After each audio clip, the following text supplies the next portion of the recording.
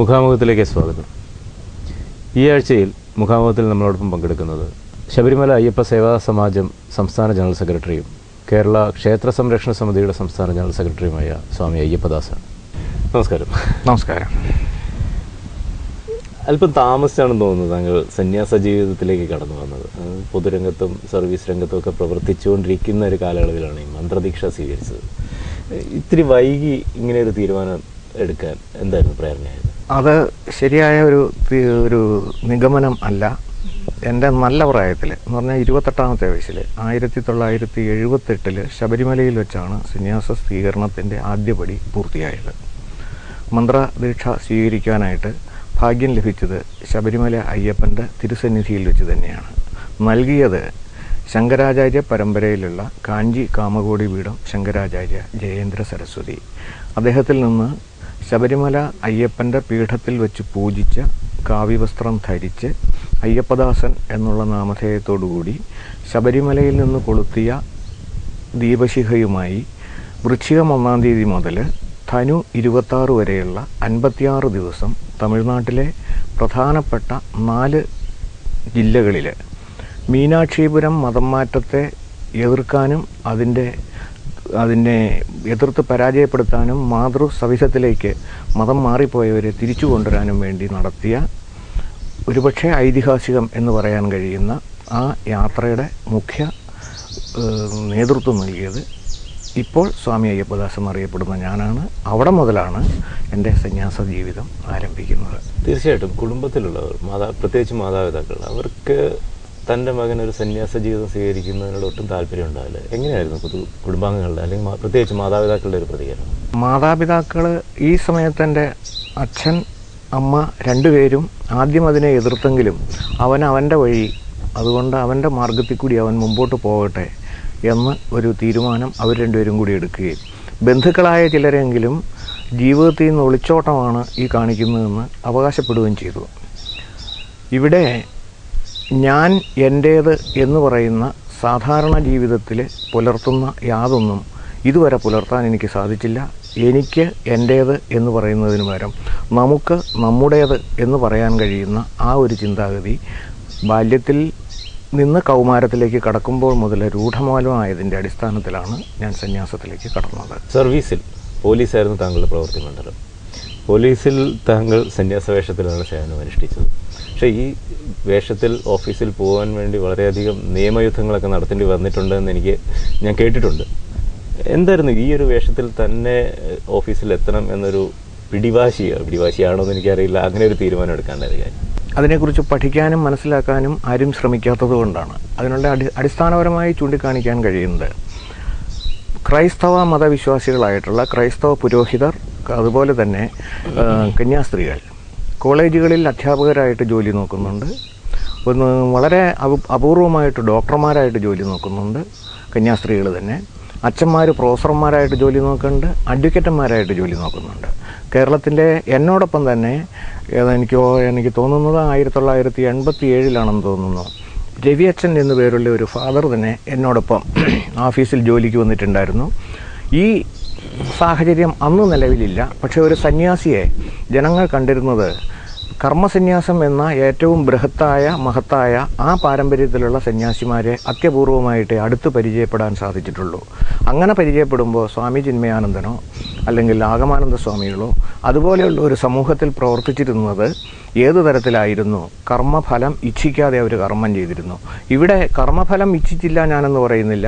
ഞാൻ ചെയ്യുന്ന ജോലിയുടെ ഗവൺമെൻറ് തരുന്ന ശമ്പളം അല്ലാതെ ഒരു നയാ പൈസ പോലും അല്ലാതെ ഇതുവരെ ഏൺ ചെയ്യുന്നതിനോ ആരോടെങ്കിലും ഒരു നയാ പൈസ വാങ്ങിക്കുന്നതിനോ എനിക്ക് മനസ്സ് തന്നിട്ടില്ല, എനിക്കതിന് സാധിച്ചിട്ടില്ല. അതുകൊണ്ട് തന്നെ എൻ്റെ ജോലിയിൽ ഞാൻ പൂർണ്ണ തൃപ്തനായിരുന്നു. ഇതിനെ എതിരു പറയാനുണ്ടായ സാഹചര്യം മറ്റുള്ളവർക്ക് അവരവരുടെ വേഷവിധാനങ്ങളിൽ, അവരുടെ പൗരോഹിത്യ പദവിക്ക് അനുസൃതമായ വേഷവിധാനങ്ങളിൽ ജോലിക്ക് പോകാമെങ്കിൽ സന്യാസിക്ക് ഈ ഡ്രസ്സ് മാറാതെ തന്നെ അവരവർ ചെയ്യുന്ന പ്രവൃത്തികളിൽ കടന്നു പോകാമെന്ന് എൻ്റെ SPA, അദ്ദേഹത്തിൻ്റെ പേര് തോമസ് പാസ്കൽ എന്നായിരുന്നു, അദ്ദേഹത്തെ ബോധ്യപ്പെടുത്തി. ആ ബോധ്യപ്പെട്ടതിൻ്റെ അടിസ്ഥാനത്തിൽ അദ്ദേഹം എനിക്ക് അനുവാദം തന്നു. അതിന് കുറച്ച് വാഗ്വാദങ്ങളോ എന്ന് പറയാൻ പറ്റില്ല, കുറച്ച് കടന്ന് ഒരു പക്ഷേ ഒരു ജോലിക്കാർ മേലധികാരിയും തമ്മിൽ സംസാരിക്കാൻ പറ്റാത്ത അത്രയും നിശിതമായ സംസാരമുണ്ടായി. പക്ഷേ അതിനുശേഷം അദ്ദേഹം ഞാനുമായിട്ട് ഏറ്റവും അടുപ്പത്തിലാവുകയും അദ്ദേഹം ഇവിടെ നിന്ന് സ്ഥലം മാറി പോകുന്നിടം വരെ ഏത് ദിവസവും 1-2 പ്രാവശ്യം എന്നെ വിളിച്ച് സംസാരിക്കുകയും ചെയ്യുമായിരുന്നു. അങ്ങനെയുള്ള ഒരു ആത്മബന്ധം ശ്രീ തോമസ് പാസ്കൽ IPSഉം ഞാനും തമ്മിലുണ്ടായി. ഇപ്പോൾ ഈ പറഞ്ഞ ഉദ്യോഗസ്ഥനുമായിട്ടുള്ള ബന്ധം എങ്ങനെയാണ്? അദ്ദേഹം തീരെ അവശ നിലയിലാണ്. അഭിമാനപൂർവ്വം ഞാൻ പറയാം, കേരളത്തിൽ IPS രംഗത്ത് അല്ലെങ്കിൽ ഇന്ത്യൻ അഡ്മിനിസ്ട്രേറ്റീവ് രംഗം എന്ന് പറയുന്ന രീതിയിലുള്ള സിവിൽ സർവീസിൽ സ്വന്തമായിട്ട് കാറോ സ്വന്തമായിട്ട് ബംഗ്ലാവോ ഇല്ലാതെ പെൻഷൻ പറ്റിയ അദ്ദേഹത്തെ ഏതു തരത്തിൽ വിളിക്കണം എന്നെനിക്കറിയില്ല. അത്രയ്ക്കും സ്വഭാവശുദ്ധി പുലർത്തിയ ഒരു മഹൽ വ്യക്തിയായിരുന്നു ശ്രീ തോമസ് പാസ്കൽ. താങ്കൾ പൊതുരംഗത്തേക്ക് കടന്നു വരേണ്ട ഒരു സാഹചര്യം എന്തായിരുന്നു? അപ്പം അടിയന്തരാവസ്ഥ കാലത്ത് അടിയന്തരാവസ്ഥയെ എതിർക്കുകയും അതിനെ തുടർന്ന് ജയിൽവാസം അനുഷ്ഠിക്കുകയൊക്കെ ചെയ്യേണ്ടി വന്നിട്ടുണ്ടെന്ന് ഞാൻ കേട്ടിട്ടുണ്ട്. എന്തായിരുന്നു ഇന്നൊരു സാഹചര്യം? അതിനുള്ള മുഖ്യ കാരണം വളരെ ബാല്യത്തിൽ തന്നെ രാഷ്ട്രീയ സ്വയംസേവക സംഘം എന്ന മഹൽ പ്രസ്ഥാനവുമായിട്ട് ബന്ധപ്പെടാനും അതിൻ്റെ ചുമതലകൾ വഹിച്ചുകൊണ്ട് പടിപടിയായി ഉയർന്ന് ശാരീരിക ശിക്ഷക് പ്രമുഖ് എന്ന് പറയുന്ന ഒരു പദവി വരെ എത്തിച്ചേരാനും എനിക്ക് സാധിച്ചു. പക്ഷേ സാധാരണ നിലയിൽ ദൂരെ നിന്ന് വീക്ഷിച്ചിരുന്ന ആളുകൾ പറയും പോലെയല്ല രാഷ്ട്രീയ സ്വയംസേവക സംഘം എന്ന് പറയുന്നത് ഹിന്ദുക്കൾക്ക് വേണ്ടി മാത്രമുള്ളതല്ല, ഭാരതീയർക്ക് മൊത്തം വേണ്ടിയുള്ളതാണ് എന്ന് ബോധ്യപ്പെട്ട് കഴിഞ്ഞപ്പോൾ എല്ലാം ത്യജിച്ച് അതിലേക്ക് പൂർണ്ണമായിട്ടും ഇറങ്ങാൻ തയ്യാറായപ്പോൾ 1975 ജൂൺ മാസം 26-ാം തീയതി പ്രഖ്യാപിക്കപ്പെട്ട അടിയന്തരാവസ്ഥയ്ക്കെതിരെ പ്രവർത്തിക്കണം. അടിയന്തരാവസ്ഥ ഇല്ലാതെ തന്നെ ഈ നാട് നിലനിർത്താനായിട്ട് സാധിക്കും. നിയമങ്ങൾ നടപ്പാക്കാൻ അടിയന്തരാവസ്ഥയുടെ ആവശ്യമില്ല എന്ന സംഘ അധികാരികൾ ചൂണ്ടിക്കാണിച്ചത് പൂർണ്ണമായി ബോധ്യപ്പെട്ട് തന്നെ അടിയന്തരാവസ്ഥയ്ക്കെതിരെ പ്രവർത്തിക്കാനായിട്ട് അഖിലേന്ത്യാ തലത്തിൽ നടത്തിയ നീക്കങ്ങളുടെ ഭാഗമായിട്ട് തന്നെ കേരളത്തിലും തൊടുപുഴയിലും അതിൻ്റെ ഭാഗമായി നടന്ന സമരമുറകളിൽ പങ്കെടുക്കുകയും അതിൻ്റെ അടിസ്ഥാനത്തിൽ അറസ്റ്റ് ചെയ്യപ്പെടുകയും എന്നോടൊപ്പം ഇതിൽ പങ്കെടുത്ത പലർക്കും ക്രൂരമായ മർദ്ദനങ്ങൾ ഏൽക്കേണ്ടി വന്നു പോലീസിൽ നിന്ന്. എങ്കിലും എൻ്റെ ഭാഗ്യം കൊണ്ടോ അല്ലെങ്കിൽ എൻ്റെ പെരുമാറ്റം കൊണ്ടോ ഏതായാലും എനിക്ക് മർദ്ദനം ഏൽക്കേണ്ടി വന്നിട്ടില്ല എന്നുള്ളതും ഞാൻ ഈ അവസരത്തിൽ ചൂണ്ടിക്കാണിക്കാം. അതേസമയം അടിയന്തരാവസ്ഥയുമായി ബന്ധപ്പെട്ട് അതിനെതിരെ ശക്തമായി പ്രതികരിച്ചതിൻ്റെ ഫലമായിട്ട് 3 പ്രാവശ്യം DIR അനുസരിച്ചിട്ടും 1 പ്രാവശ്യം മിസ അനുസരിച്ചിട്ടും 19 മാസം നീണ്ടുനിന്ന അടിയന്തരാവസ്ഥ കാലത്തിലെ 16 മാസവും ഞാൻ ജയിലിലായിരുന്നു. ബാക്കി 3 മാസമേ പുറത്തുണ്ടായിരുന്നുള്ളൂ. ഇത്തരത്തിൽ അനുഭവിച്ച ഈ ജയിൽവാസം താങ്കളുടെ ജീവിതത്തെ ഏതൊക്കെ തരത്തിൽ ബാധിച്ചിട്ടുണ്ട്? 1975-ലാണ് അടിയന്തരാവസ്ഥ പ്രഖ്യാപിക്കപ്പെട്ടതെന്ന് ഞാൻ പറഞ്ഞു. 76 ഫെബ്രുവരി മാസത്തിൽ ശ്രീമതി ഇന്ദിരാഗാന്ധി ഇവിടെ ഇടുക്കി ജില്ലയിൽ വരുന്നതിനോടനുബന്ധമായിട്ടാണ് മിസ അനുസരിച്ചിട്ട് എന്നെ അറസ്റ്റ് ചെയ്തത്. അങ്ങനെ നേരെ കൊണ്ടുപോയി തിരുവനന്തപുരം സെൻട്രൽ ജയിലിലാക്കുകയാണ്. ആ സെൻട്രൽ ജയിലിൽ ഉണ്ടായിരുന്ന അഭിവന്ദ്യരായ പല വ്യക്തികളുടെയും, പ്രത്യേകിച്ച് MP മൻമോഹൻ സാറ് അതുപോലെയുള്ള ആളുകളുടെ നിരന്തരമായ സമ്പർക്കവും ബന്ധവും ജീവിതത്തെക്കുറിച്ച് എനിക്കുണ്ടായിരുന്ന ചില കാഴ്ചപ്പാടുകൾക്ക് മാറ്റം വരുത്താനും ഞാൻ എൻ്റേത് എന്ന് ഞാൻ നേരത്തെ പറഞ്ഞത് തന്നെ, ഞാൻ എൻ്റേത് എന്നുള്ളതല്ല ശരി, നാം നമ്മുടേത് എന്ന് പറയണമെന്നും ആ പറയാനുള്ള മനസ്സിൻ്റെ ശക്തി നൽകിയത് ഇപ്പോഴും ഞാൻ പ്രവർത്തിച്ചുകൊണ്ടിരിക്കുന്ന എൻ്റെ മാതൃസംഘടനയായ രാഷ്ട്രീയ സ്വയംസേവക സംഘം തന്നെയാണെന്നും ഉറപ്പിച്ചു പറയാൻ എനിക്ക് സാധിക്കും. താങ്കളുടെ ഇഷ്ടദേവൻ സ്വാമി അയ്യപ്പനാണ്. അതെ, പേര് വരെ അതിനോട് സാമ്യമുള്ളത്. അയ്യപ്പദാസൻ എന്ന് സ്വീകരിച്ചു. ഇത്തരം ഒരു പ്രതിപത്തിക്കുള്ള കാരണം എന്താണ്? അത് കുറച്ച് വിശദമായിട്ട് നമ്മൾ ചിന്തിക്കേണ്ട വിഷയമാണ്. ബഹുദൈവ സിദ്ധാന്തം അല്ലെങ്കിൽ ബഹുദൈവ വിശ്വാസികൾ എന്ന് പറഞ്ഞ് ഹിന്ദുക്കളെ അവഹേളിക്കുന്ന അല്ലെങ്കിൽ ഹിന്ദുക്കൾക്ക് ഒരു പതിത്വം കൽപ്പിക്കുന്ന ഇതര മതസ്ഥർ കൂടി അറിയേണ്ട വിഷയമാണത്. അതിൻ്റെ പ്രധാന കാരണം ഏകദൈവ സിദ്ധാന്തം എന്ന് ഉദ്ദേശിക്കുന്നത് പലപ്പോഴും സെമിറ്റിക് മതങ്ങളെ മാത്രമാണ്. പക്ഷേ അടിസ്ഥാനപരമായി ഏകദൈവ സിദ്ധാന്തം എന്നതിൻ്റെ അടിസ്ഥാനം ഹൈന്ദവ ദർശനമാണ് എന്നുള്ളത് ആരും പറയുന്നില്ല. ഇത് ഞാൻ പറയാൻ കാരണം, ക്രൈസ്തവ മതവിശ്വാസത്തിൽ തൃത്വം എന്നുദ്ദേശിക്കുന്നത് ഇവിടുത്തെ ത്രിമൂർത്തികളാണ്. ആ തൃത്വം എന്നുദ്ദേശിക്കുന്നത് ബാവായ്ക്കും പുത്രനും പരിശുദ്ധ റൂഹും. പക്ഷേ ഇവിടെ ബ്രഹ്മ വിഷ്ണു മഹേശ്വരന്മാരുണ്ടാകാൻ കാരണഭൂതമായ ഒരു വസ്തുവുണ്ട്. അല്ലെങ്കിൽ ഒരു സങ്കല്പമുണ്ട്, വിശ്വാസമുണ്ട്. ആ വിശ്വാസം പ്രപഞ്ചം നിറഞ്ഞു നിൽക്കുന്നതായ ഓംകാരം അഥവാ പ്രണവം അല്ലെങ്കിൽ ആദിയിൽ വചനമുണ്ടായി എന്ന് പറയുന്ന ആ ശബ്ദം തന്നെയാണ് ഓംകാരം. അതിൻ്റെ രൂപം ഓംകാരം എന്ന് പറഞ്ഞാലും അകാര ഉകാര മകാരങ്ങളുടെ ആകത്തുകയാണ് ഓംകാരം. മാത്രമല്ല, ഇത് ഈ പ്രപഞ്ചത്തിൽ നിറഞ്ഞു നിൽക്കുന്ന പരമാത്മ ചൈതന്യം, ആ പരമാത്മ ചൈതന്യം മാത്രമേ ഉള്ളൂ എന്ന് പൂർണ്ണമായിട്ടും ഇഷ്ടരൂപത്തിൽ ആര് വിളിച്ചാലും ആ ഇഷ്ടരൂപത്തിൽ എത്തിച്ചേരാൻ കഴിയുന്ന അസാധാരണമായ ശക്തിവിശേഷവും സിദ്ധിവിശേഷവുമാണ് ഈ പരമാത്മ ചൈതന്യം എന്നുള്ളത് ബോധ്യപ്പെട്ടു കഴിഞ്ഞാൽ ഒരിക്കലും ഹൈന്ദവ ദർശനത്തെ ബഹുദൈവ വിശ്വാസികൾ എന്ന് പറയാൻ കഴിയില്ല. ഇവിടെ അതിൻ്റെ പ്രസക്തി അതാണ്. 4 വേദങ്ങൾ, 6 ശാസ്ത്രങ്ങൾ, 18 പുരാണങ്ങൾ, 1100 ഉപനിഷത്തുക്കൾ, അതോടൊപ്പം തന്നെ ആരണ്യകങ്ങൾ, ബ്രാഹ്മണങ്ങൾ, ഇതിൻ്റെയെല്ലാം ആകത്തുക 4 മഹാവാക്യങ്ങൾ.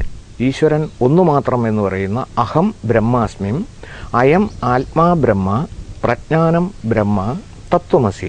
അതിൽ തത്വമസി എന്ന് പറയുന്നതിന് ഏറെ പ്രാധാന്യമുണ്ട്. ആ തത്വമസിയാണ് ശബരിമലയുമായി ബന്ധപ്പെട്ട് നിൽക്കുന്നത്. അതായത് അതൊന്നും കൂടി വിശദീകരിച്ചാൽ, ഗുരുവായൂർ പോകുന്ന ഭക്തൻ ഗുരുവായൂരപ്പൻ്റെ ഭക്തന്മാർ മാത്രമാണ്, ഒരിക്കലും ഗുരുവായൂരപ്പനാവില്ല. കൊടുങ്ങല്ലൂർ പോകുന്ന ഭക്തന്മാർ ഒരിക്കലും കൊടുങ്ങല്ലൂരമ്മയായിട്ട് മാറില്ല, കൊടുങ്ങല്ലൂരമ്മയുടെ ഭക്തന്മാരാണ്. പക്ഷേ ശബരിമലയിൽ പോകുന്ന സ്ത്രീയാണെങ്കിൽ മാളികപ്പുറവും പുരുഷനാണെങ്കിൽ അവൻ സ്വാമിയായിട്ട് തന്നെ മാറുകയാണ്. അപ്പോൾ ശബരിമലയിൽ മാത്രമേ ഈ തരത്തിൽ ഭക്തനും അതായത് സാധകനും മൂർത്തിയും ഒന്നായി തീരുന്ന ആ അസാധാരണമായ സിദ്ധിവിശേഷം നമുക്ക് നേരിട്ട് കാണാൻ പറ്റൂ. അത് ശബരിമല അയ്യപ്പൻ്റെ പ്രത്യേക ഒരു സിദ്ധിയാണ്.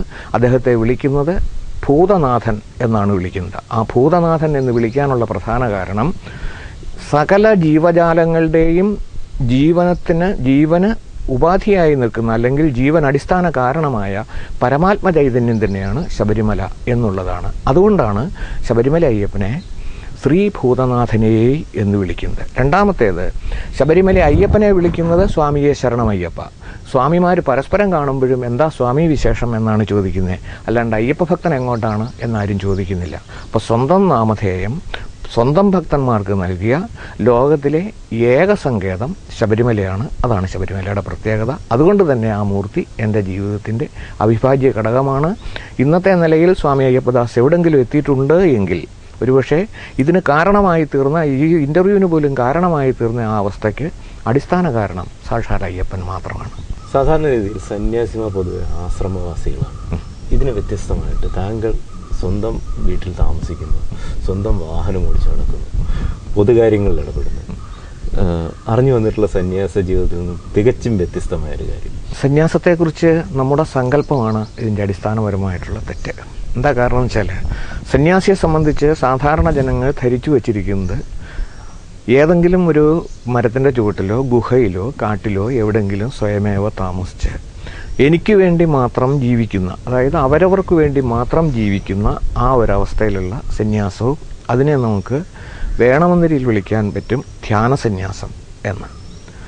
അത് കുറച്ചുകൂടി മാറിയിട്ട് ഒരു ഇൻസ്റ്റിറ്റ്യൂഷൻ പോലെ ആളുകൾ വരുന്നു, ആ വരുന്നവർക്ക് വേണ്ടുന്ന വിദ്യ കൊടുത്തുകൊണ്ടിരിക്കുന്ന സന്യാസത്തെ നമുക്ക് വിളിക്കാൻ പറ്റും ജ്ഞാനസന്യാസം എന്ന്. മൂന്നാമത്തേത് കുറച്ചുകൂടി ഗൗരവമാണ്. സാധാരണ ജനങ്ങളുടെ ഇടയിലേക്ക് ഇറങ്ങിച്ചെല്ലുന്നു, സാധാരണ ജനങ്ങളുടെ വിഷയങ്ങൾ കൈകാര്യം ചെയ്യുന്നു, സാധാരണ ജനങ്ങളുടെ ദുഃഖം കേൾക്കുന്നു, ആ ദുഃഖം തൻ്റേതായി മനസ്സിൽ പേറുന്നു, അതിന് എന്ത് റെമഡി എന്ന് വെച്ചാൽ അത് ചെയ്യാൻ സാധിക്കുന്നു. അങ്ങനെ ചെയ്യുന്ന സന്യാസത്തെ കർമ്മസന്യാസം എന്ന് പറയേണ്ടി വരും. ഞാൻ ഈ പറഞ്ഞ സന്യാസ യോഗത്തെ അല്ലെങ്കിൽ അതിനെ ബോധ്യപ്പെടണമെങ്കിൽ ഭഗവത്ഗീതയെ ബോധ്യപ്പെട്ട് തന്നെ നോക്കണം. അത് ഭഗവാൻ കൃഷ്ണൻ വളരെ വ്യക്തമായിട്ട് ഈ സന്യാസ യോഗത്തെക്കുറിച്ച്, അതായത് കർമ്മസന്യാസത്തെക്കുറിച്ച് വ്യക്തമായിട്ട് പറയുന്നുണ്ട്. കർമ്മം ചെയ്യുക എന്നുള്ളത് മാത്രം ലക്ഷ്യം, കർമ്മഫലം അതിൽ നിന്ന് ഇച്ഛിക്കാൻ പാടില്ല. അങ്ങനെ ഇച്ഛിക്കുമ്പോഴാണ് അതിന് വേറൊരു രൂപം വരുന്നത്. ആ രൂപം ഉണ്ടാകാതിരിക്കാനാണ് ശ്രമിക്കേണ്ടത്. ഇപ്പോൾ പ്രവർത്തിക്കുന്ന ക്ഷേത്ര സംരക്ഷണ സമിതി, അതുപോലെ തന്നെ അയ്യപ്പ സേവാ സമിതി, ഇവ രണ്ടും പ്രധാന പ്രവർത്തന മണ്ഡലമായി തിരഞ്ഞെടുക്കേണ്ട ഒരു സാഹചര്യം എന്തായിരുന്നു? അയ്യപ്പ സേവാ സമാജവും ക്ഷേത്ര സംരക്ഷണ സമിതിയും കേൾക്കുമ്പോൾ ഒരേപോലെ തോന്നാമെങ്കിലും ക്ഷേത്ര സംരക്ഷണ സമിതിക്ക് അടിസ്ഥാനപരമായി കുറേയേറെ വ്യത്യാസങ്ങളുണ്ട്. ഞാനിത് പറയുന്നത്, ഇത് സ്ഥാപിച്ചത് കേരളത്തിലെ അറിയപ്പെടുന്ന കോൺഗ്രസ്സുകാരനാണ്. അദ്ദേഹത്തിൻ്റെ പേര് കെ കേളപ്പൻ.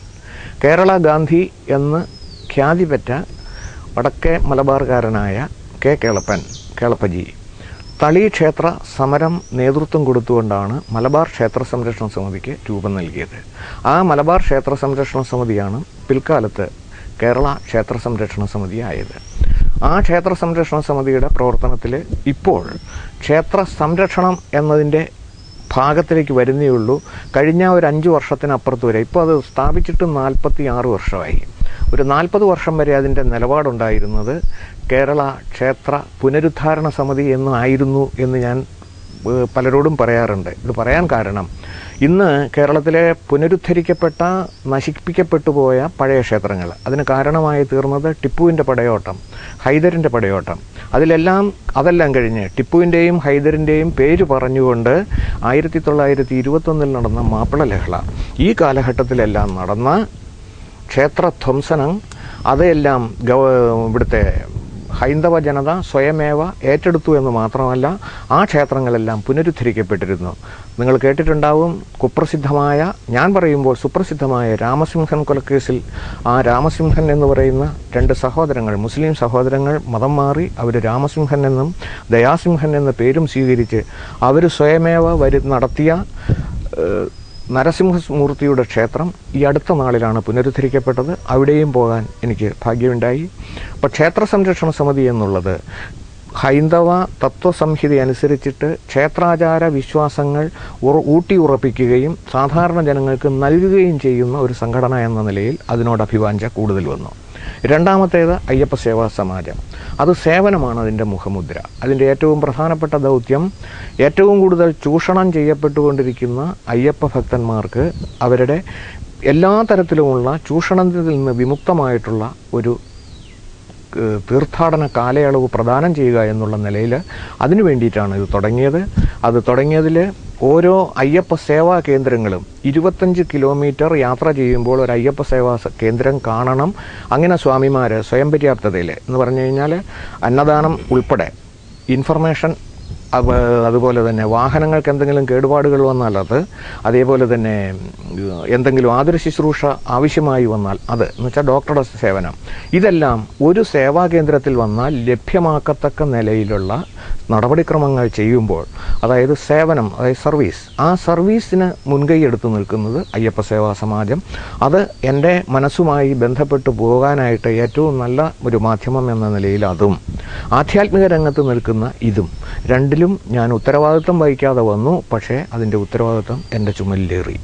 സാധാരണ രീതിയിൽ സന്യാസിമാർ ഒന്നിനോടും മമത പുലർത്താറില്ല. പക്ഷെ താങ്കൾ അതിൽ നിന്ന് വ്യത്യസ്തമായിട്ട് സംഘപരിവാർ മമത കാത്തു സൂക്ഷിക്കുന്നുണ്ട്. താങ്കൾ തന്നെ പറയുകയുണ്ടായ RSS ആയിട്ടുള്ള ബന്ധത്തെ പറ്റി. എന്താണ് ഇത്തരത്തിലൊരു നിലപാട്?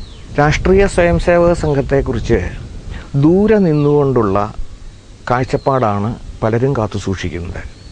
ഞാൻ പറയുന്നത്, ഒരു ഉദാഹരണം ഞാൻ ചൂണ്ടിക്കാണിക്കാം. മഹാത്മാഗാന്ധി ഹരിജനോദ്ധാരണം അദ്ദേഹത്തിൻ്റെ ജീവിതത്തിൻ്റെ ഒരു പ്രധാന ഭാഗ്യമായിട്ട് അദ്ദേഹം കണ്ടെത്തി. അങ്ങനെ കണ്ടെത്തിയ മഹാത്മാഗാന്ധി വളരെ അവിചാരിതമായി RSS എന്ന് പറയുന്ന പ്രസ്ഥാനത്തിൻ്റെ അന്നത്തെ പരമാചാര്യനായിരുന്ന ഗുരുജി ഗോൾവാൾക്കർ നേതൃത്വം നടത്തിയിരുന്ന ഒരു സംഘശിബിരത്തിലെത്തുകയും ഇതിൽ എത്ര പേര് ഹരിജനങ്ങളുണ്ട് എന്ന് ഗുരുജിയോട് ചോദിക്കുകയും ചെയ്യുന്ന ഒരു സംഭവമുണ്ടായി.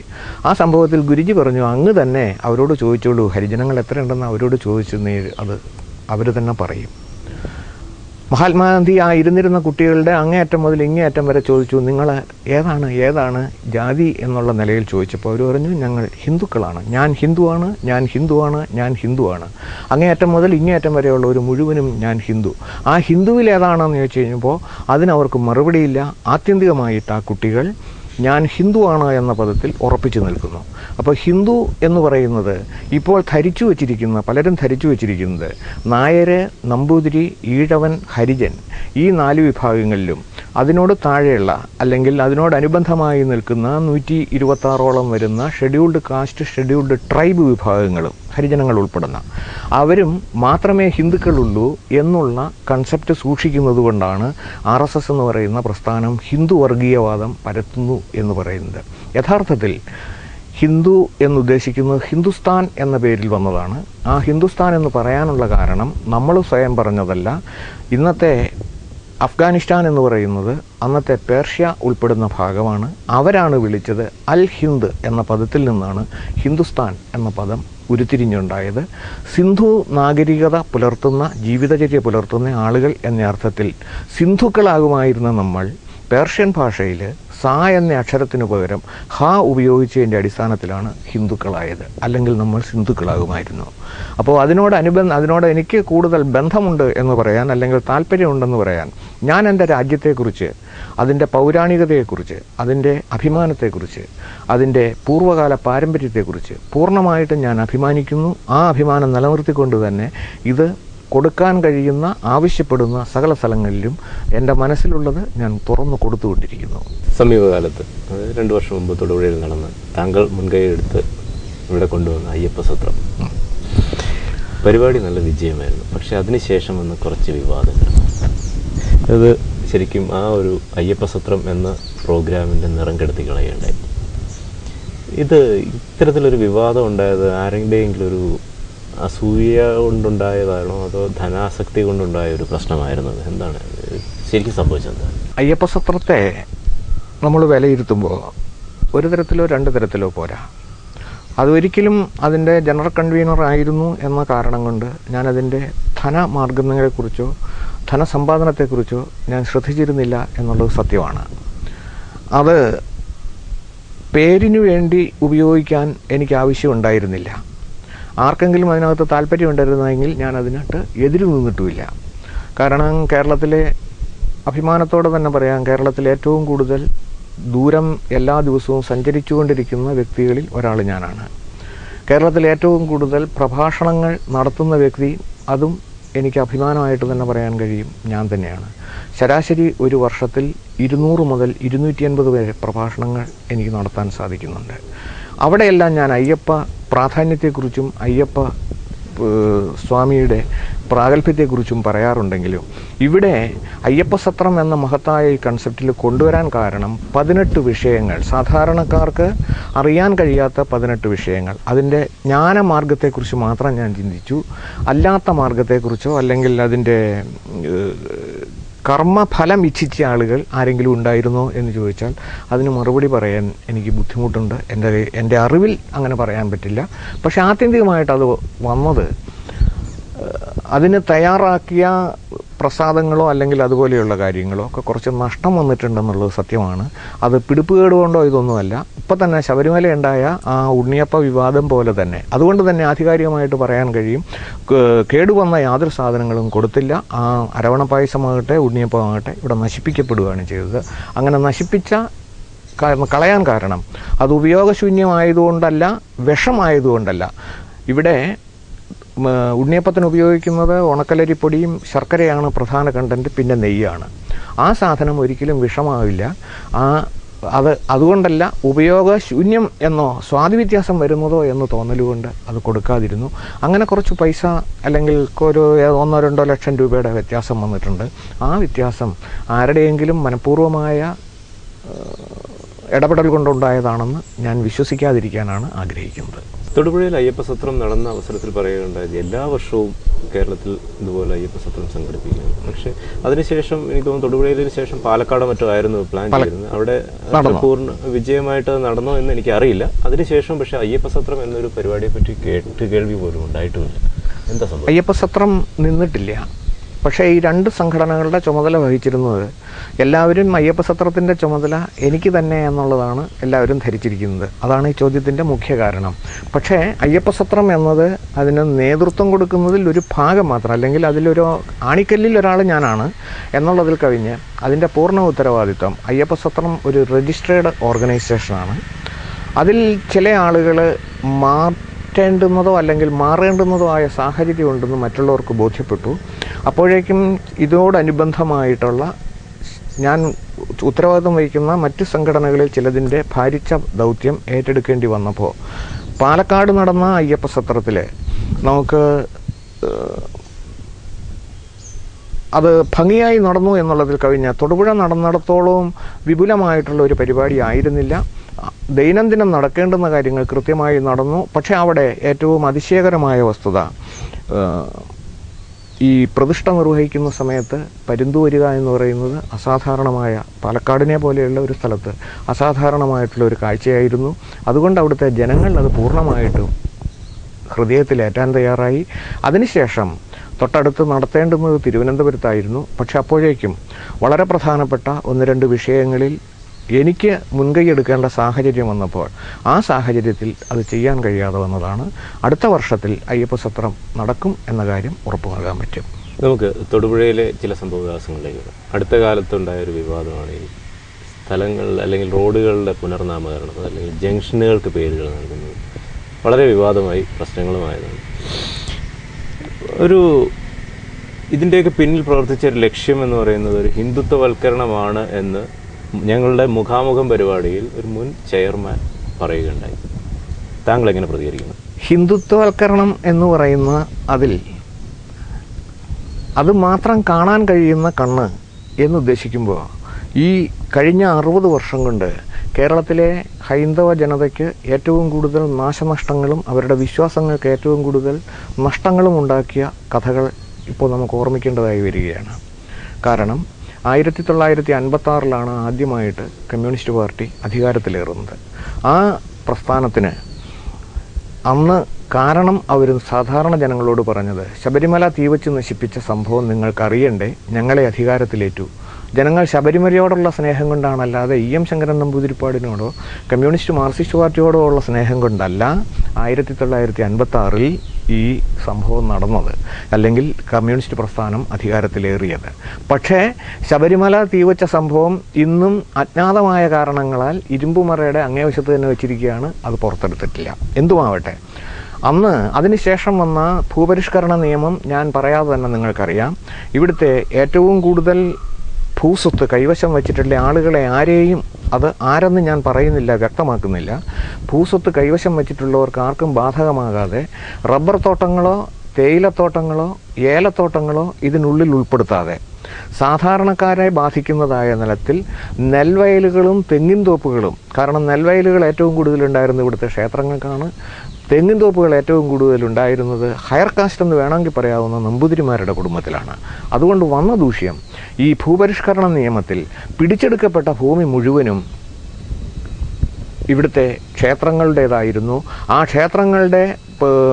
ക്ഷേത്രങ്ങളോടനുബന്ധമായി ജീവിച്ചിരുന്നവരുടേതായിരുന്നു. അപ്പോൾ അതുകൊണ്ട് ക്ഷേത്രങ്ങൾ പുനരുദ്ധരിക്കപ്പെടുന്ന ഒരു സാഹചര്യം വന്നപ്പോൾ ഇതിനെക്കുറിച്ചുള്ള ചോദ്യവും പറച്ചിലും ഉണ്ടായി. പലർക്കും ക്ഷേത്രാചാരങ്ങളോ അനുഷ്ഠാനങ്ങളോ അറിയാൻ കഴിയാതെ വന്നു. പക്ഷേ അതിനുശേഷം ഇതിലേക്ക് കടന്നു വരാൻ തയ്യാറായപ്പോൾ ഇതിൻ്റെ അടിസ്ഥാനം ആരെങ്കിലും ചോദിച്ചാൽ പറഞ്ഞു കൊടുക്കാൻ കഴിയാതെ മറ്റുള്ള മതങ്ങൾ അവരുടെ മതങ്ങളെക്കുറിച്ച് പൂർണ്ണമായിട്ടും ഈ കഴിഞ്ഞ 60 വർഷ കാലയളവിൽ പഠിപ്പിക്കാനും അതിന് വേണ്ടുന്ന മാർഗങ്ങളും കൊടുത്തുകൊണ്ടിരിക്കെ ഹൈന്ദവ സമൂഹത്തിലുള്ള കുട്ടികൾക്ക് അവരുടെ മതത്തെക്കുറിച്ചൊന്നും പറഞ്ഞു കൊടുക്കാൻ കഴിയാതെ വന്നപ്പോൾ ആധുനിക തലമുറയിൽ കടന്നു വന്ന ആളുകൾക്ക് തോന്നി ഞങ്ങൾക്കും ഇതിൻ്റെ ഒരു ഭാഗഭാക്കാകണം.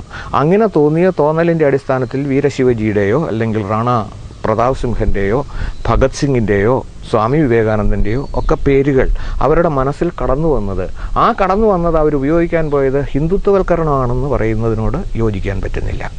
അത് ഹിന്ദുത്വവൽക്കരണമാണെങ്കിൽ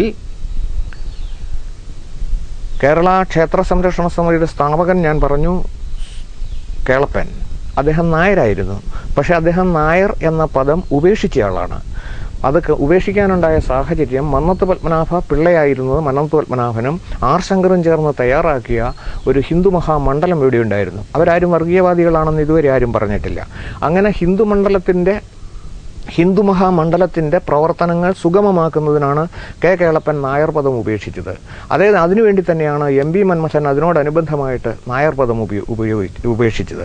അങ്ങനെ നിരവധി മഹാവ്യക്തിത്വങ്ങൾ ഇത് ഉപേക്ഷിച്ചു. പക്ഷേ ഇവിടെ നമ്മൾ അറിയേണ്ടുന്നത്, ഞങ്ങളിൽ ഹൈന്ദവ രക്തമില്ല, ഞങ്ങളിൽ ക്രൈസ്തവ രക്തമില്ല, ഞങ്ങളിൽ ഇസ്ലാം രക്തമില്ല, മാനവരക്തമാണെന്ന് അവകാശപ്പെടുന്നവരുടെ ഉള്ളിൽ ഇന്നും സൂക്ഷിച്ചിരിക്കുന്നത് അതാത് കാസ്റ്റുകളുടെ പേരുകളാണെന്ന് ഞാൻ വ്യക്തമാക്കി പറയാം. ഈ ഹിന്ദുത്വവൽക്കരണം പറഞ്ഞ എൻ ചന്ദ്രൻ നായരല്ല, എൻ ചന്ദ്രൻ എന്നേ അദ്ദേഹം ഉപയോഗിക്കുന്നുള്ളൂ. എനിക്ക് അടുത്തറിയാവുന്ന ആളാണ്, അദ്ദേഹത്തിൻ്റെ പേരതാണ്.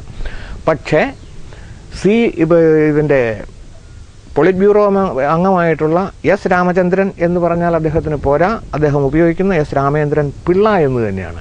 അപ്പോൾ ആരുടെ ഉള്ളിലാണ് ഹിന്ദുത്വബോധം എന്ന് ഞാൻ പറയുന്നില്ല, ഏതോ ഒരു കാസ്റ്റിൻ്റെ ബന്ധം ഇപ്പോഴും തുടരാൻ തയ്യാറാകുന്നത് ഞങ്ങളാരുമല്ല. എൻ്റെ മുഴുവൻ പേര്, ഞാൻ സന്യാസം സ്വീകരിക്കുന്നതിന് മുമ്പുള്ള എൻ്റെ മുഴുവൻ പേര് രാജേന്ദ്രനാഥൻ നായർ എന്നായിരുന്നു.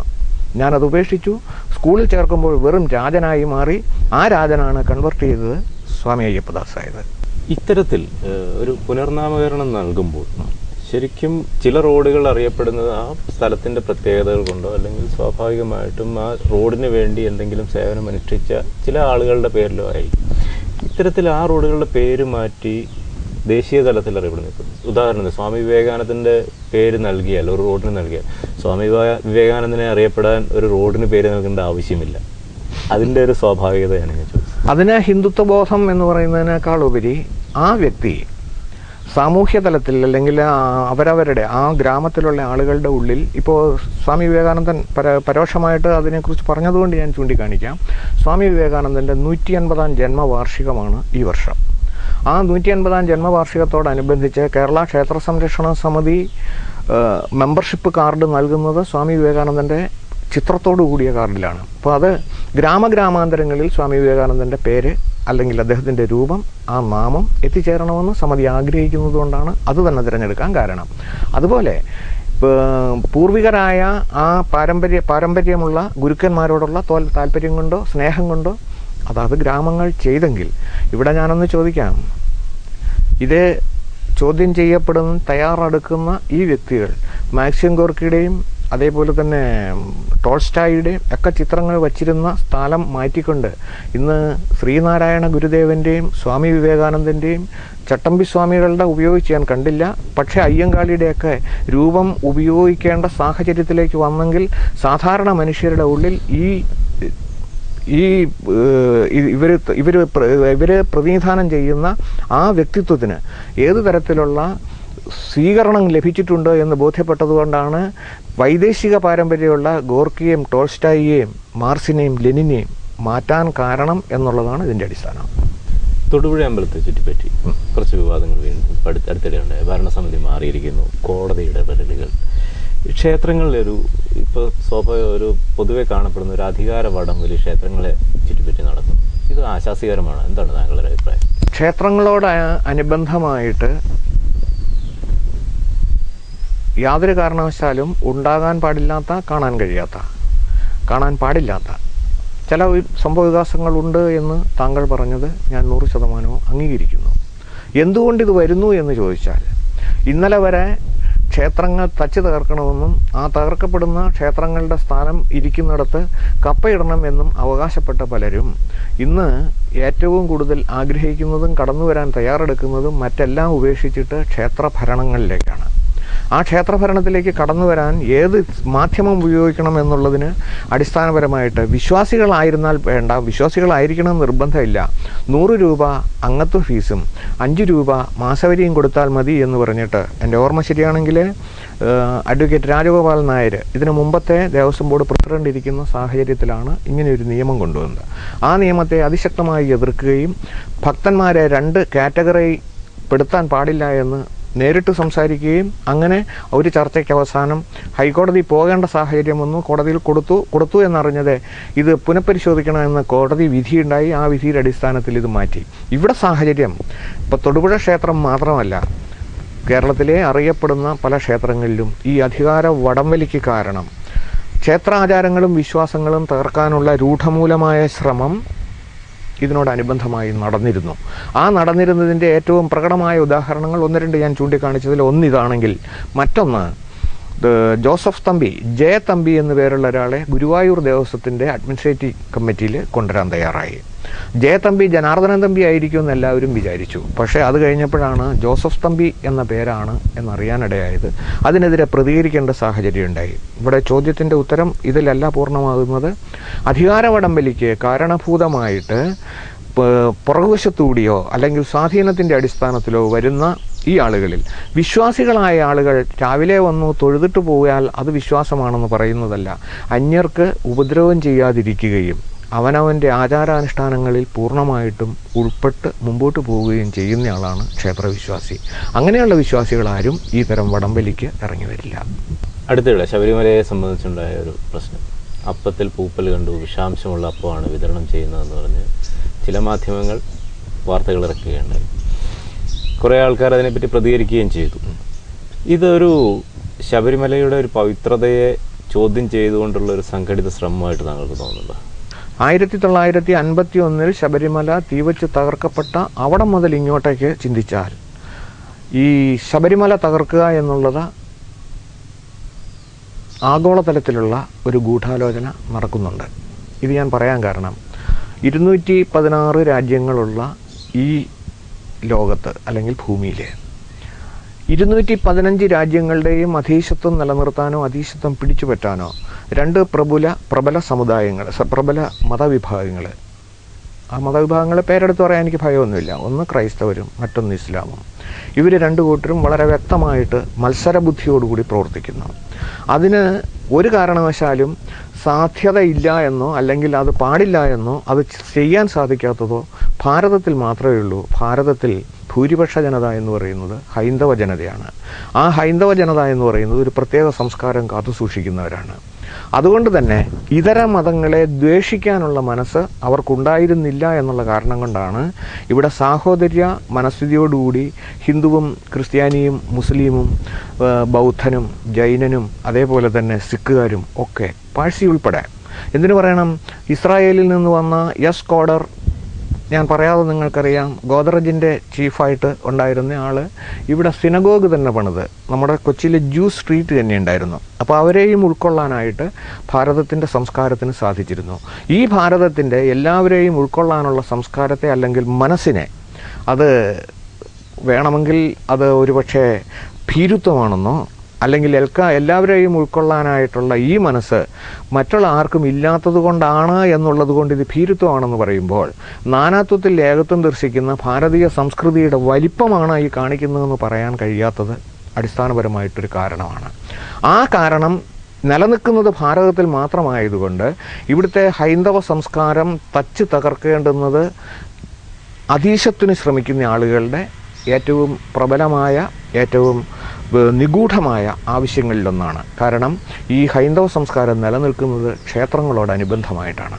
അതിലേറ്റവും പ്രധാനം തുടക്കത്തിലെ ഞാൻ പറഞ്ഞ സ്വാമി അയ്യപ്പനാണ്. മറ്റുള്ള ക്ഷേത്രങ്ങളെക്കാൾ ഏറെ പ്രാധാന്യം ഇതിനുണ്ട്. അതിന് ജാതിയില്ല, മതമില്ല, വർഗമില്ല, വർണ്ണമില്ല, കുചേല വ്യത്യാസമില്ല. മാലയിട്ട് അവിടെ ചെല്ലുന്ന ഏതൊരുവനും സ്വാമി മാത്രമാണ്. ഷർട്ട് ഇട്ടുകൊണ്ട് പോലും കയറാൻ കഴിയുകയും തന്ത്രിയെപ്പോലും സ്പർശിച്ചു തൊഴണമെങ്കിൽ സാധിക്കുകയും ചെയ്യുന്ന ക്ഷേത്രമാണ് ശബരിമല. അതുകൊണ്ട് തന്നെ ശബരിമല ഇല്ലാതാക്കേണ്ടുന്നത് അധീശത്തിന് ശ്രമിക്കുന്ന ശക്തികളുടെ ആവശ്യമാണ്. ഇതുതന്നെയായിരുന്നു 1951 സംഭവിച്ചതും ശബരിമല തകർക്കാനായിട്ട് ശ്രമിച്ചതും. അതിനിപ്പുറത്തേക്ക് നമ്മൾ കടന്നാൽ നമുക്ക് കാണാൻ സാധിക്കും, വിവാദങ്ങൾ എന്നും ശബരിമലയെ ചുറ്റിപ്പറ്റി കൊണ്ടുവരാൻ വളരെ വ്യക്തമായിട്ട് ശ്രമിച്ചിരുന്നു. ആ ശ്രമിച്ചിരുന്നതിൻ്റെ ഏറ്റവും വ്യക്തമായ തെളിവാണ് ഏതാണ്ടോ 1987 നിലയ്ക്കൽ സമരം. നിലയ്ക്കലിൽ ഒരു കാരണവശാലും ഇല്ലാതിരുന്ന ഒരു മതചിഹ്നം കൊണ്ട് സ്ഥാപിച്ചതാണ് നിലയ്ക്കൽ പ്രശ്നത്തിന് കാരണം എന്നെല്ലാവർക്കും അറിയാം. എന്തായാലും ഭഗവാന്റെ പൂങ്കാവനത്തിൽ അത് സമ്മതിക്കില്ല എന്ന് പറഞ്ഞതിൻ്റെ അടിസ്ഥാനത്തിൽ അത് കുറച്ച് പ്രശ്നങ്ങളുണ്ടായി, എല്ലാവർക്കും അറിയാം. അതവിടെ നിന്നും മാറ്റാൻ തയ്യാറായിട്ട് ശബരിമല ക്ഷേത്രത്തിന് 1 ഏക്കർ ഭൂമി കൊടുക്കാൻ കഴിയാതിരുന്ന കരുണാകരൻ സർക്കാരിന് ഒരു വിഷമവുമില്ലാതെ 12 ഏക്കർ ഭൂമി ആങ്ങമൂഴിയിൽ നൽകാൻ സാധിച്ചു എന്ന് പറയുന്നത് അത് പ്രീണനമാണ്. ആ പ്രീണനത്തെയാണ് ഇവിടുത്തെ ഹൈന്ദവ വിശ്വാസികൾ എതിർക്കുന്നത്. എല്ലാവർക്കും തുല്യനീതി നൽകാനാണെങ്കിൽ ശബരിമലയിൽ നിന്നുള്ള ഏതാണ്ട് 62 ഏക്കർ ഭൂമി മാത്രമാണ് ശബരിമലയുമായി ബന്ധപ്പെട്ടുള്ളത്. ശബരിമല അയ്യപ്പൻ്റേതാണ് 18 പൂങ്കാവനങ്ങളും എന്ന് പറയുന്ന ഇത് ബോധ്യപ്പെട്ടിട്ടാണെങ്കിൽ, ശബരിമല ഇവിടുത്തെ മതസഹിഷ്ണുതയ്ക്ക് പേര് കേട്ടതാണെങ്കിൽ ഒന്നുകൂടി ചിന്തിക്കുക. എരുമേലിലേക്ക് ചെന്നാൽ ശബരിമല തീർത്ഥാടകർ കൊണ്ടുവന്ന് സമർപ്പിക്കുന്ന പണം ഉപയോഗിച്ച് ആകാശം മുട്ട പടുത്തുയർത്തിക്കൊണ്ടിരിക്കുന്ന വാവരുടെ പള്ളി. അതേസമയം വാപർ എന്ന് പറയുന്ന വാപുരൻ ദേവൻ ശിവഭൂതങ്ങളിലൊന്നാണ്.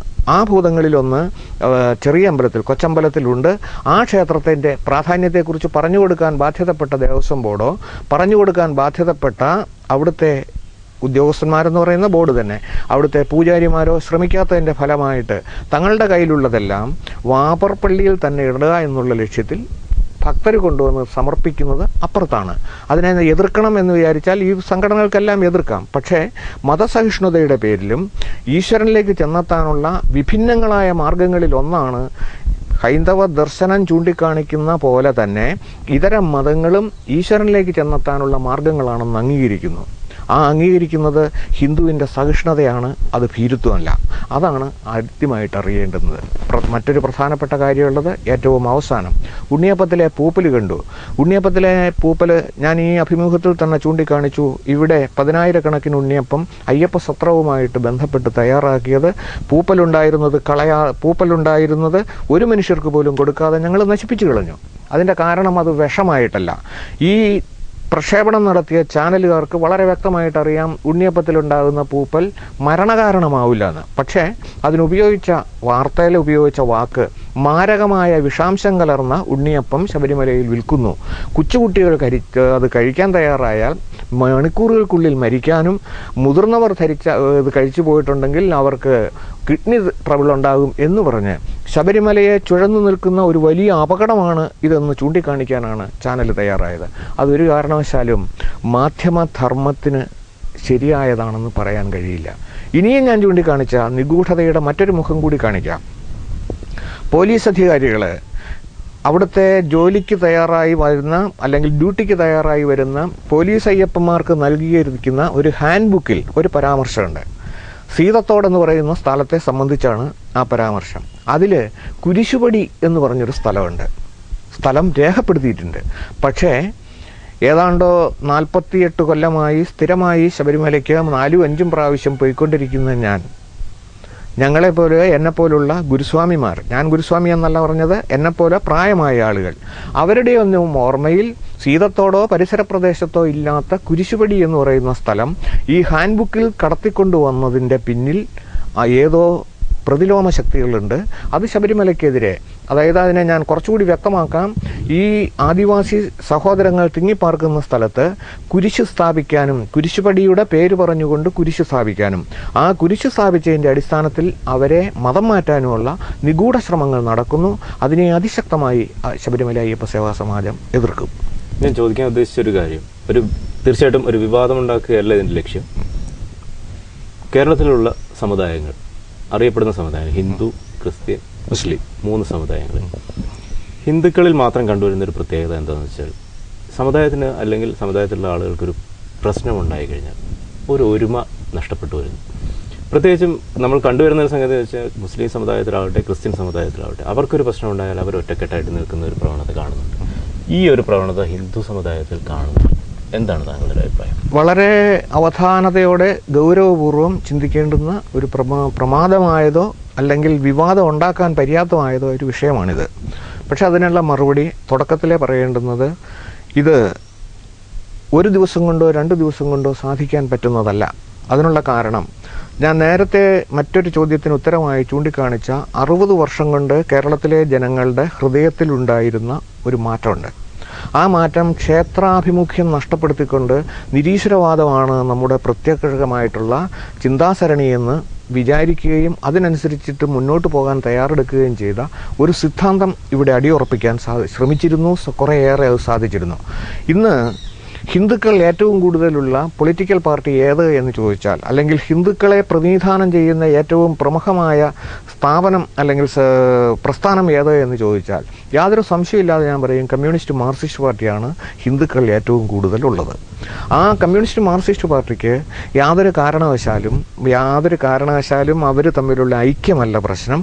അവർ സിദ്ധാന്തത്തിൻ്റെ അടിസ്ഥാനത്തിലാണ് ഇവരെ ഓർമ്മിപ്പിച്ച് നിർത്തിയിരിക്കുന്നത്. ഇത് ഞാൻ പറയാനുള്ള കാരണം, ഇവിടെ മന്നവും ശങ്കറും ചേർന്ന്, മന്നത്ത് പത്മനാഭനും ആർ ശങ്കറും ചേർന്ന് തയ്യാറാക്കിയ ഹിന്ദു മഹാമണ്ഡലം അന്നത്തെ സാഹചര്യത്തിൽ തകർക്കാൻ കാരണഭൂതമായത് 2 ഇടതുപക്ഷ നേതാക്കളായിരുന്നു. അവരൊരു കത്തയച്ചു.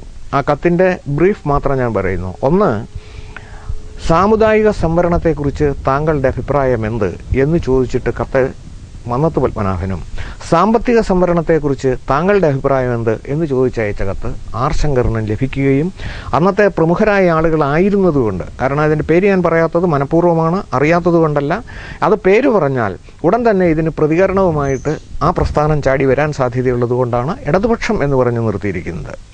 എന്തായാലും ആ കത്തിൻ്റെ അടിസ്ഥാനത്തിൽ ഒരുമിച്ച് പോകാൻ തയ്യാറെടുത്തിരുന്ന ഹിന്ദു മഹാമണ്ഡലം സാമ്പത്തിക സംവരണവും സാമുദായിക സംവരണവും ഈ സംവരണത്തിൻ്റെ പേര് പറഞ്ഞുണ്ടായ ആ കരിങ്കല്ലിൽ തട്ടിമറിഞ്ഞ് തകർത്ത് കരിപ്പണമാക്കിയതിൽ ഇവിടുത്തെ രാഷ്ട്രീയക്കാർക്ക് അതിശക്തമായ പങ്കുണ്ട്. അതിനുശേഷമുണ്ടായി ഹിന്ദു നവോത്ഥാനത്തിന് കാരണഭൂതമായി തീരും എന്ന് പറഞ്ഞുകൊണ്ട് വെള്ളാപ്പള്ളി നടേശനും സുകുമാരൻ നായരും ഒരുമിച്ചുകൊണ്ട്, അതായത് NSS SNDP യോഗങ്ങൾ ഒരുമിച്ച് ചേർന്നുകൊണ്ടുള്ള ഹിന്ദു പുനരുദ്ധാരണ പ്രവർത്തനങ്ങൾ നടത്താം എന്നത്. ആ പ്രവർത്തനങ്ങൾ തകർക്കുക എന്നുള്ള ലക്ഷ്യത്തോടുകൂടി പണിക്കരിയേട്ടനുണ്ടായിരുന്ന കാലത്ത് നടന്ന പ്രവർത്തനങ്ങൾ തകർക്കാൻ തയ്യാറാക്കിയതിൽ ഇന്ന് കേരളത്തിൽ അറിയപ്പെടുന്ന 2 പ്രമുഖ UDF നേതൃത്വത്തിന് ശക്തമായ പങ്കുണ്ട്.